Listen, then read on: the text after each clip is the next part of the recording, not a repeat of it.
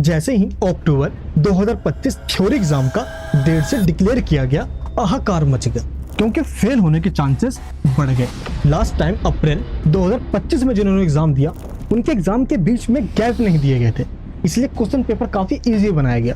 और इस बार के एग्जाम में आप देखोगे तो बीच में काफी गैप्स दिए गए हैं। तो क्या क्वेश्चन पेपर टफ आएगा? क्या फेल होने के चांसेस सच में बढ़ जाएंगे? ऐसे काफी सारे डाउट्स आपके मन में भी आ रहे हैं।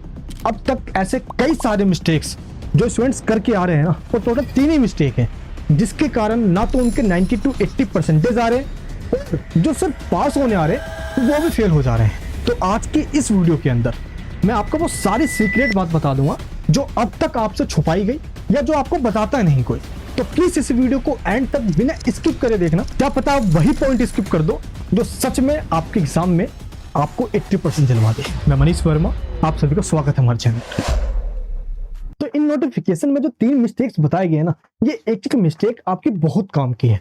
मैं आपको ये तीनों बताने वाला, लेकिन इससे पहले एक बार आप इस डेट शीट को देखो। 14 अक्टूबर से आपके एग्जाम्स स्टार्ट होने जा रहे हैं, लेकिन इनमें भी जो मेन सब्जेक्ट है वो 14 से नहीं है। आप नीचे कमेंट बॉक्स में बताना कि आपके पास जो सब्जेक्ट है जो मेन है आपका, किसी का 20 को है, किसी का 24 से है और किसी का 29 अक्टूबर से। आप नीचे कमेंट बॉक्स में बताइए जो आपका फर्स्ट एग्जाम है वो किस डेट से होने जा रहा है। इसी के अकॉर्डिंग अब ये प्लान बनेगा। देखिए, सबसे पहले आपको मैं अब जो बताने जा रहा हूं इसको सही से समझना।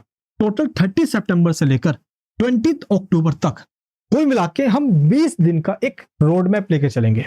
ये 20 दिन आपके लिए बहुत ज्यादा इंपॉर्टेंट है। मैं आपको इसलिए ऐसा बता रहा हूं क्योंकि लास्ट ईयर का चेक करो आप डेट शीट, अप्रैल 25 का तो एग्जाम देखिए 22 अप्रैल, फिर 23, 24, 25 इस तरीके से एग्जाम हो रहे थे। एक दिन का गैप नहीं मिल रहा था। लेकिन इस बार का आप एग्जाम देखोगे तो एग्जाम में 29 अक्टूबर के बाद फिर 31 अक्टूबर को है। ये देखिए ना आप, ये क्लास 12 साइंस की डेट शीट है। तो साइंस के डेट शीट में 29 के बाद फिर 3 को है, 7 को है, 6 को है, 11 को है। आप देख सकते हो ये साइंस वालों का, ये डेट शीट है कॉमर्स वालों का, गैप दिया गया है। ये है आर्ट्स वालों का और ये है क्लास 10th वाले स्टूडेंट्स का। तो एग्जाम्स के बीच में गैप दिए गए हैं। तो जब भी एग्जाम के बीच में गैप दिया जाता है तो क्वेश्चन पेपर थोड़ा सा टफ लगता है कि यार क्वेश्चन पेपर कहां से आ गया है, कहीं बहुत ज्यादा टफ तो नहीं आ जाएगा। अभी भी ऐसे काफी सारे स्टूडेंट्स कह रहे हैं। मैं जब भी किसी स्टूडेंट से मिलूं या कोई कमेंट में या व्हाट्सएप पे या कोई फोन कॉल पे, सब यही पूछते हैं, सर क्वेश्चन पेपर टफ आने वाला है ना, तो सच सच बताना, मैंने कुछ पढ़ा नहीं है। उनको डर सा लग रहा होता है, आपको भी लग रहा है ना। मैं आपको एक चीज बताऊं कि क्वेश्चन पेपर ईजी आएगा या टफ आएगा, इसको सही से समझना। देखिए, आपके सामने एक क्वेश्चन है, ये सबके लिए, चाहे आप किसी भी क्लास में हो, चाहे आपके पास सब्जेक्ट कोई सा भी। क्वेश्चन ये है कि मुझे आप ये बताइए कि भारत को आजादी कब मिली थी। जल्दी बताइए। क्या इसका आंसर मुझे बताना पड़ेगा आपको या आप सब खुद बता दोगे? ये आंसर तो सबको पता था ना, या अभी भी कोई ऐसा स्टूडेंट है जिसको इसका आंसर भी नहीं पता था? यानी कि सबको पता ही था। लेकिन अब मैं आपसे एक क्वेश्चन और पूछूं, और क्वेश्चन ये है कि भारत के फर्स्ट हेल्थ मिनिस्टर का क्या नाम था? जल्दी बताइए आप। जब मैंने आपसे ये पूछा तो आपने फटाफट बता दिया, अरे ये क्या क्वेश्चन भी है कोई। और जब मैं आपसे ये पूछ रहा हूं, आप में से ऐसे कई सारे स्टूडेंट को सच सच बताना, ये क्यों देख लेगा गूगल के ऊपर, जिनको इसका आंसर नहीं पता हो। भारत के फर्स्ट हेल्थ मिनिस्टर थे अमृत कौर, राजकुमारी अमृत कौर इनका नाम था। तो इस क्वेश्चन को बताने का मेरा मकसद क्या है कि भाई जिस क्वेश्चन का आंसर आपको पता होगा वो आपको इजी लगेगा। अब इसका आंसर आपको नहीं पता था, वो आपको टफ लगा, तो इसका मतलब यह है कि इस टाइप के क्वेश्चन जिनका आपको आंसर पता है तो पूरा क्वेश्चन पेपर आपको इजी लगने वाला है। लेकिन जिन क्वेश्चन का आंसर आपको नहीं आता होगा, कुछ इस टाइप वाले क्वेश्चन होंगे जो आपको टफ लगेंगे।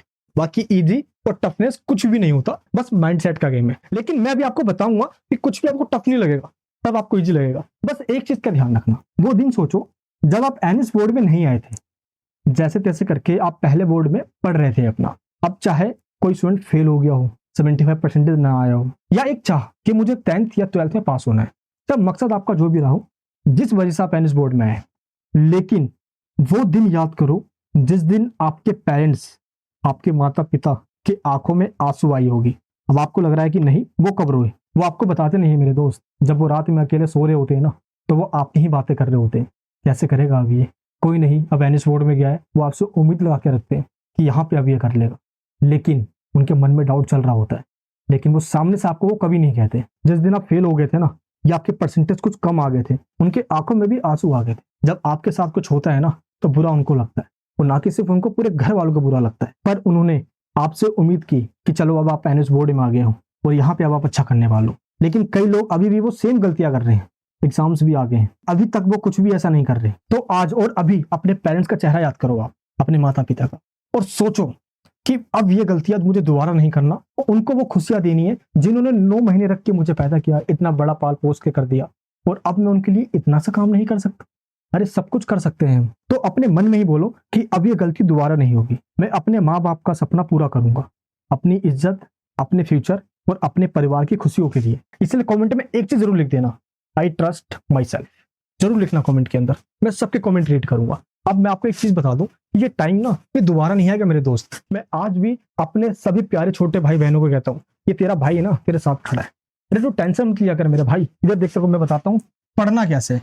एनएस बोर्ड के अंदर आने के बाद बस 3 चीजों का ध्यान रखना है। आपके पास भी 24 घंटे, मेरे पास भी 24 घंटे, ये दुनिया जहां के पास 24 घंटे होता है, इसको ही तो यूटिलाइज करना है हमें। इस पूरे टाइम पीरियड को हमने 20 डेज के टाइम शेड्यूल में बांट दिया है। आपके पास सिर्फ 20 दिन बचा हुआ है, और ये 20 दिन अंतिम है। इसके बाद ये दिन वापिस नहीं आएंगे, बस ये ध्यान रखना। स्टार्टिंग के जो 10 डेज है, इन 10 डेज में क्या करना है आपको, सिलेबस का 80% जो चैप्टर्स है ये कंप्लीट कर लेना है। बस ये ध्यान रखना। अभी आपको करना कैसे, मान लो आपके पास 5 या 6 सब्जेक्ट है, उनमें भी 2 या 3 सब्जेक्ट मेन सब्जेक्ट्स होते हैं। मान लो किसी का पीसीएम है, पीसीबी है, या अकाउंट्स, इकोनॉमिक्स है, जो मेन सब्जेक्ट्स हैं आपके पास, चाहे पॉलिटिकल हिस्ट्री या ज्योग्राफी को ना, जो मेन सब्जेक्ट है, आपको एक दिन में 2 सब्जेक्ट के 2 चैप्टर करने हैं। दैट मीन्स आपके 2 सब्जेक्ट के 2 चैप्टर्स पर डे कंप्लीट होना चाहिए, और 80% सिलेबस आपको कवर करना है। मैं 80% क्यों कह रहा हूं, मैं 100% तो कह सकता हूं जी, बिल्कुल भी नहीं करना। 20% ऐसे जरूर पोर्शन होते हैं सिलेबस के अंदर जो आपको दर्द देते हैं, या तो वो टफ होंगे, या समझ के बाहर होंगे, या तो लग रहा हो कि यार मजा नहीं आ रहा इसमें, मतलब अंदर से फीलिंग नहीं आ रही, छोड़ दो कोई बात नहीं। लेकिन 20% ऐसे पोर्शन छोड़ने से कोई फर्क नहीं पड़ेगा, क्योंकि 80% पोर्शन 100% वो कवर करवा देगा, क्योंकि आंसर को बना के लिखने के ही मार्क्स मिलते हैं, बुक इस लैंग्वेज के ही मिलते। बस ये ध्यान है। तो स्टार्टिंग के जो 10 डेज है, इन 10 डेज में 2 चैप्टर 2 सब्जेक्ट के हर रोज करना है। अब ये आपको कैसे करना होगा, देखिए 24 घंटे आपके पास, मान लो 8 घंटे आप सोते हो, कोई दिक्कत नहीं है इसके अंदर। 8 घंटे आप काम भी करते हो, कई लोग जॉब करते होंगे, कई लोगों के जो पेरेंट्स उनका बिजनेस होता है उसमें हाथ बटाना होता है, कहीं ना कहीं कोई काम में बिजी होते हैं। अब मान लो खुद का ही काम है, मैं आपको ये नहीं बोल रहा कि ये काम छोड़ दो वो काम छोड़ दो, कुछ नहीं छोड़ना, जो कर रहे हो करते रहो, मन लगता रहेगा। लेकिन ये जो 8 घंटे है ना, ये टाइम मुझे दे दो बस। बस मैं आपसे और कुछ नहीं मांग रहा, क्योंकि ये समय चला गया ना मेरे दोस्त, तो समय के पास भी इतना समय नहीं है कि वो आपको दोबारा समय दे दे। इसलिए बस इस 8 घंटे में ही आपको क्या करना है, तांडव बैच के अंदर चैप्टर्स कंप्लीट करवाए गए हैं, वो पढ़ना है। क्लासेस यूट्यूब पे अवेलेबल है, और जो आपका टफ सब्जेक्ट है आप कमेंट बॉक्स में बताओगे, उसके ही चैप्टर वीडियोस हम यूट्यूब पे लेकर आके आपको समझा देंगे। चाहते हो आप तो कमेंट बॉक्स में बताना, और उनको रिवाइज करना है, पीवाईक्यू सॉल्व करना है, और राइटिंग सेक्शन पे वर्क करना है। इसी 8 घंटे में आपको 2 सब्जेक्ट के 2 चैप्टर्स कंप्लीट करना है। बस ये देख लीजिए, दिन में पढ़ना है या रात में पढ़ना है, दैट्स अप टू यू। लेकिन जब आप खुद से पढ़ रहे होगे तो कहीं ना कहीं फंसोगे। अरे कोई समझाने वाला होता, आप चाहते हो ऐसा, जैसा मैं आपको यहाँ समझा रहा हूँ, हमारी पूरी फैकल्टी लाइव क्लासेस में समझाती है। एंड मोमेंट आ चुका है, कई लोग हैं जो पैसे अफोर्ड नहीं कर सकते, जिनको दिक्कत है। हमने पता क्या किया है, जो आपको दिख रहा है ना, ये जो प्राइस दिख रहा है आपको, खत्म कर दिया है। किस हिसाब से खत्म किया है ये देखिए, लिंक है जो डिस्क्रिप्शन बॉक्स में। साइंस में हो तो साइंस पे क्लिक करना, कॉमर्स वाले कॉमर्स के आगे, आर्ट्स वाले आर्ट्स के आगे, और 10th में हो तो 10th के आगे। जैसे आप लिंक पे क्लिक करोगे आपके सामने ये पोर्टल ओपन हो जाएगा। ये प्राइस एक टाइम के लिए भूल जाना, इस बाय नाउ पे क्लिक करना। ये देखिए आपके सामने लिखा होगा अप्लाई कूपन कोड, यहाँ पे बस जैसे ही आप टच करोगे, ये जो प्राइस आपको दिख रहा होगा ना, 3400, 3500, 2900, जो भी प्राइस दिख रहा होगा, ये प्राइस हो जाएगा 500 रुपए। 500 में पता आपको क्या मिलेगा, सारे चैप्टर्स जो हमने पढ़ा दिए हैं पहले से ही, सारे चैप्टर सीक्वेंस में जो जो एग्जाम में आने वाले हैं, वो चैप्टर्स आपको मिल जाएगा। हर एक चैप्टर पे क्लिक करना, उसको देखना, फिर उसको क्लिक करना, फिर इसको देखना। तो ये सारे चैप्टर्स 20 डेज में आप कवर कर सकते हो, और ये आपके लिए बहुत जरूरी है। मैं आपको ये नहीं कह रहा कि इसी बैच लेके ही पढ़ सकते हो, आप जो पे कर सकते हैं आप ज्वाइन कर लीजिए, आपको सारे चैप्टर्स मिल जाएंगे। बाकी जो पे नहीं कर सकते कोई बात नहीं, तांडव बैच बिल्कुल फ्री है, यूट्यूब पे आ रहा है, आप उसको देख लेना, दैट्स अप टू यू। अब एंड मोमेंट पे आप सिलेबस देखोगे तो काफी लेंथी है, इतने सारे चैप्टर्स है, और सारे चैप्टर्स करने बैठ जाओगे तो अब इतना टाइम है नहीं। एंड मोमेंट पे हमेशा स्मार्ट स्टडी करना होता है, और इसी स्मार्ट स्टडी करने के लिए आपको चैप्टर्स कंप्लीट करना ही पड़ेगा, क्योंकि इस बार सारे क्वेश्चन एनएस बोर्ड की बुक से ही बनाए जा रहे हैं। क्योंकि एनएस बोर्ड के द्वारा जो क्वेश्चन पेपर दिया जाता है ये बुक से ही दिया जाता है, बुक से बाहर कुछ नहीं आता, इसलिए चैप्टर्स पढ़ना बहुत ज्यादा जरूरी हो जाता है। प्लस आप देखो कि चैप्टर्स भी ज्यादा है और इनमें भी वो जो इंपॉर्टेंट चैप्टर्स है ये आपको पढ़ना होगा। लेकिन पता आपको करना क्या है, इस एंड मोमेंट पे आपको ये समझना है कि ये जो चैप्टर्स है ना, ये चैप्टर्स खाना है और आपको बहुत ज्यादा भूख लगी हुई है। बस इस चैप्टर को खाना समझ के पूरा खा जाओ, जितना खा सकते हो खा जाओ। दैट मीन्स जितना समझ में आए समझ लो, और जब लगे कि हाँ अब मुझे समझ में आ गया है, छोड़ देना। कुछ नया नहीं पढ़ना, ना ही नया समझना है। जितना समझ में आ रहा है, जितना पढ़ सकते हो उतना पढ़ लेना। चैप्टर से जरूरी है पढ़ना।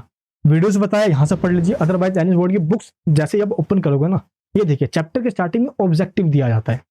फिर देखिए ये जो पिंक पॉइंट में लिखा हुआ है, इसके बीच में ब्लैक बोल्ड से पॉइंट लिखे होंगे, इनको कवर कर लेना है। हल्के में चैप्टर्स को रीड करना है। थोड़ा सा स्क्रॉल डाउन करके ऊपर की ओर आओगे, इन टेक्स्ट और टर्मिनल के क्वेश्चंस मिलेंगे। 70 to 80% क्वेश्चन इनमें से ही आना होता है। और एंड में व्हाट हैव यू लर्नड जो लिखा होता है, ये चैप्टर का समरी होता है। इसके अलावा कुछ नहीं करना, लेकिन बुक जरूर पढ़ना है। इससे आपका चैप्टर कंप्लीट हो जाएगा। जो स्टार्टिंग के 10 डेज है उसमें आपको सिर्फ यही करना है और कुछ भी नहीं करना। अब हम आ जाते हैं अपने सेकंड स्ट्रेटजी पे। ये देखिए 10 दिन हमारे कंप्लीट हो गए 20 दिनों में। अब बचेंगे आपके पास टोटल 10 दिन। अब इन 10 दिन को 5 डेज में डिवाइड करते हैं हम। तो पहला जो 5 दिन है, इस 5 दिन के अंदर जो आपने स्टार्टिंग के 10 डेज में पढ़ा है इसको रिवाइज करना है। स्टूडेंट सबसे ज्यादा गलती यही करते हैं कि पढ़ तो वो सब कुछ लेते हैं लेकिन रिवीजन नहीं करते। आप में से ऐसे कितने सारे स्टूडेंट हैं जिनको पढ़ा हुआ याद नहीं रहता, या वो पढ़ तो लेते हैं लेकिन एग्जाम में लिखते टाइम भूल जाते हैं? सच सच बताना, होना आपके साथ भी ऐसा होता है ना? तो कमेंट करके बताइए जरा, ऐसे कितने सारे स्टूडेंट। ऐसा इसलिए होता है क्योंकि आपने एक बार तो पढ़ लिया, हमारे सिलेबस भी कंप्लीट कर लिया, लेकिन आपने रिवीजन नहीं किया। देखिए हमारा माइंड है यार, ये धोखा दे देता है। इसीलिए आपको रिवीजन ज्यादा करना है। स्टार्टिंग के 10 डेज में जो आपने पढ़ा, अब फिर से 5 दिन लगाना है सारा पढ़ने में। 10 डेज में आपने 2-2 चैप्टर करके पढ़ा है, अब बाकी के 5 दिन में वो सारे चैप्टर पढ़ना है आपको। इससे आपका रिवीजन हो जाएगा और हाईलाइट करते जाना। ये आपका कंप्लीट हो गया। और रिपीटेड जो टॉपिक्स हैं जो एग्जाम में आते ही आते हैं, इन पे फोकस करना है। अब आपको ये पता कहां से चलेगा? ये आपको पता चलेगा चैट जीपीटी जैसे टूल से। अब करना कैसे, ये देखिए मैंने आपको लिखा है, प्रॉम्प्ट दे दिया। सेम यही वाला टेक्स्ट कॉपी करके पेस्ट कर देना और आपको बस सब्जेक्ट का नेम चेंज करना होगा। और इसके साथ क्या करना है, आपको क्वेश्चन पेपर देना है जो प्रीवियस ईयर का क्वेश्चन पेपर है, अप्रैल 25 का या अक्टूबर 24 का। एंड जो एनएस बोर्ड का बुक का लिंक है जहां से बुक डाउनलोड करते, ये लिंक पेस्ट कर दे। ये देखिए सारे रिपीटेड टॉपिक्स लिखे हुए आगे। मैंने आपको यही बताया कि आप इस तरीके से ये प्रॉम्प्ट यूज करोगे। सिंपल इसको जाके चैट जीपीटी पे पेस्ट कर दीजिए और जो आपका सब्जेक्ट का नाम है वो दे दीजिए, ये आपको बता देगा। ये देखिए जैसे इसमें बताया हुआ है कि ये जो चैप्टर 4 है, इसमें से नंबर ऑफ क्वेश्चंस कितनी बार एग्जाम में आए हुए हैं, तो 5 क्वेश्चन सिर्फ इस वाले चैप्टर से आया है। इस चैप्टर से 2 क्वेश्चन आए, फिर इस चैप्टर से 2 क्वेश्चन आए। मैंने एग्जाम्पल के लिए ये सब्जेक्ट लिया है, आप जिस भी सब्जेक्ट में चाहोगे ये निकाल सकते हो, चाहे क्लास 10th में हो या 12th में हो, ऑल सब्जेक्ट्स में ये निकल जाएगा। तो इस तरीके से आपको ये पता चल जाएगा कि नंबर ऑफ क्वेश्चंस किस चैप्टर से कितने आ रहे हैं और हर साल रिपीट जो हो रहे हैं वो कौन कौन से चैप्टर है। अब हम आ जाते हैं नेक्स्ट स्टेप पे, वो है बचे हुए 5 दिन हमारे पास। अब इस 5 दिन में क्या करना है, इस 5 दिनों में जो PYQ है, स्टूडेंट्स क्या करते हैं, ये छोड़ देते हैं। ये PYQ भूल के भी मत छोड़ देना। 3 साल के PYQ सोल्व करना है और आंसर राइटिंग करना है। जो एग्जाम में गलतियां करने वाले हो ना, आप किसी क्वेश्चन में फंसने वाले हो या एग्जाम में कोई पॉइंट भूल जाने वाले हो या कुछ गलत लिख कर आने वाले हो, ये चीज अगर आप पहले ही कर दो तो आपको ये तो पता चल जाएगा ना। मान लो आप क्वेश्चन पेपर डाउनलोड करके उसका आंसर लिख रहे हो, आंसर शीट के अंदर अपने कॉपी में लिख रहे हो, तो कहाँ पे फंस रहे हो आप, कहाँ पे क्या दिक्कत आ रही है, वो चीज आपको पहले पता चल जाएगी। आप उसमें रिफॉर्म कर लोगे, याद कर लोगे और आपकी वो प्रॉब्लम सॉल्व हो जाएगी। तो जो मिस्टेक आपको एग्जाम में कर आना है, अगर वो आप पहले करके उनसे सीख जाओ तो ये होता है आंसर राइटिंग करने से। ये देखिए ये एक आंसर शीट है जो एनएस बोर्ड के स्टूडेंट ने एग्जाम दिए, वो आंसर शीट मैं आपको दिखा रहा हूँ। ये देखिए एग्जाम में कैसे वो आंसर लिख कर आया, पता है फेल हो गया, क्योंकि आंसर इस तरीके से लिख कर आओगे समझ में ही नहीं आएगा, अंडरलाइन किया नहीं, पॉइंट्स में लिखा नहीं, तो कैसे एग्जाम में मार्क्स मिलेंगे? टीचर और पगला जाएगा। करना क्या है, पॉइंट्स में लिखना है, आंसर राइटिंग की प्रैक्टिस हमेशा फ्लो चार्ट से करना है और डायग्राम जरूर बना कर आना है जहां भी जरूरत पड़े। इससे आपका आंसर इंप्रेसिव हो जाएगा। बस एंड में एक चीज का ध्यान रखना, जितना आपने पढ़ लिया या जितना आपसे हो सका आपने उतना पढ़ लिया, तो नया कुछ मत पढ़ना, बस हो गया। क्योंकि एक बार खाना खा लेने के बाद जब पेट भर जाता है ना, तो जबरदस्ती खिलाने के बाद वॉमिटिंग ही होती है। सेम ऐसे हमारे माइंड के साथ है, जितना हो गया इनफ है। बस अपने ऊपर विश्वास रखो और वो आपके साथ है, जो करके आओगे वो अच्छा होगा आपके साथ। नया टॉपिक मत पढ़ना। एंड में जो मैं बता रहा हूं इसको ध्यान से सुनना। आपको अपना पूरा सिलेबस 20 अक्टूबर तक कंप्लीट कर लेना है। किसी भी कीमत पे, चाहे जितने भी फेस्टिवल आ जाए, चाहे जो भी काम आ जाए, सब जाए बाहर में। करियर आपका है तो मेहनत भी आपको करनी होगी। करियर बनेगा आपका, ना कि पड़ोसी का। बस एक चीज का ध्यान रखना, पता क्या होता है, हम इंसान ना आलसी होते हैं। आप आलसी हो लेकिन ना काबिल नहीं। बस एक चीज का ध्यान रखो, थोड़ा सा भी अभी टाइम दे दोगे ना, थोड़ा सा कर लोगे, अभी से कर लोगे, तो एग्जाम के टाइम पे रोना नहीं पड़ेगा यार काश उस टाइम पे पढ़ लिया होता, या अभी कर लेता हूं तो बाद में फ्यूचर में रोना नहीं पड़ेगा। और आपके रोने से ना सिर्फ आपको दुख नहीं, आपके पेरेंट्स को भी दुख होगा। मैं हमेशा ये कह रहा हूँ, बस इस चीज का ध्यान रखना। एग्जाम में जब तक लिखते रहना, जब तक टीचर आंसर शीट छीनने ना आ जाए, हाथ रुकना नहीं चाहिए आपका, लिखते रहना बस। पता होता क्या है, अगर आपको करियर के बारे में टेंशन नहीं है, कुछ करना ही नहीं है, या जैसे चल रहा है वही चलने देना है, तो कुछ भी मत करो। रील्स देखो, दोस्तों के साथ घूमो, जो मन करे वो करो, कोई दिक्कत नहीं। बस बाद में ये मत कहना कि मेरी तो किस्मत ही खराब थी। फिर मेरे दोस्त, बस एक बात जान ले यार, तू फिर तो लाइफ में कुछ नहीं कर सकता यार। पर मेरे भाई, तू चाहता है ना कि तेरी लाइफ चेंज हो, तो काम तुझे ही करना पड़ेगा यार, तेरे लिए कोई दूसरा नहीं आएगा करने। बस एक चीज का ध्यान रखना है, जैसे बता रहा हूँ बस वैसा करते जाओ। ये जो टॉपर्स बने हैं ना स्टूडेंट, मैं ऐसे नहीं बता रहा, मैंने खुद इनके इंटरव्यू लिए हैं, इनके घर जा जाकर बात करी है। ये सारे टॉपर स्टूडेंट एनएस बोर्ड से पढ़कर पास हुए, क्योंकि चैनल पे आज से ही 10 साल से पढ़ा रहे हैं। बस आपको भी ऐसे करना है, 2 चैप्टर 2 सब्जेक्ट के हर रोज करना है। बस ये अपने माइंड में डाल लेना, प्रैक्टिस कीजिए आंसर राइटिंग की। कई लोग सिर्फ एग्जाम में डायरेक्ट लिख कर आते हैं, तो जो गलतियां वो एग्जाम में करने वाले हैं उनको पहले पता ही नहीं चलता।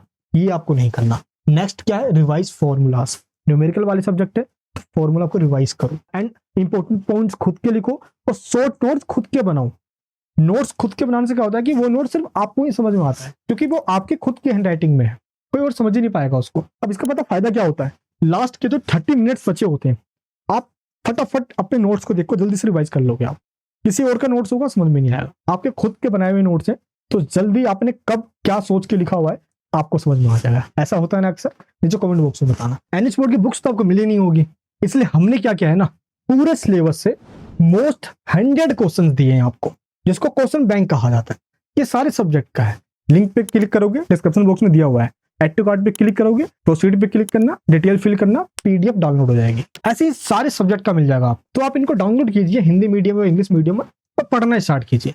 इसमें से मोस्टली क्वेश्चन आपके एग्जाम में आते हैं। बाकी तांडव बैच की वीडियोस चैनल पे अवेलेबल है, आप उनको देखिए। बाकी आप चाहते हो ना कि इस सब्जेक्ट की वीडियो मुझे पहले चाहिए, तो मेरे भाई कमेंट करते हो एक बार, देखना आपका भाई वो वीडियो लेकर हाजिर हो जाएगा। टेंशन मत लीजिए, आप आपके साथ में हमेशा हूँ यार, ये दिल का रिश्ता दिल से बनाया है। तो इस टाइम को जाया मत कीजिए, ये टाइम दोबारा नहीं आएगा। अपने पेरेंट्स का चेहरा याद कीजिए और अभी से काम करना स्टार्ट कर दीजिए। जिस दिन आपका रिजल्ट आएगा ना, और वही रिजल्ट अपने आप पेरेंट्स को दिखाओगे, दुनिया के सबसे खुश इंसान वही होंगे, मेरा विश्वास मानिए। मैं प्रभु से कामना करता हूँ आपको शक्ति दे। बाकी आपका भाई आपके साथ हमेशा खड़ा है। मिलूंगा नेक्स्ट वीडियो में। जय हिंद, जय भारत।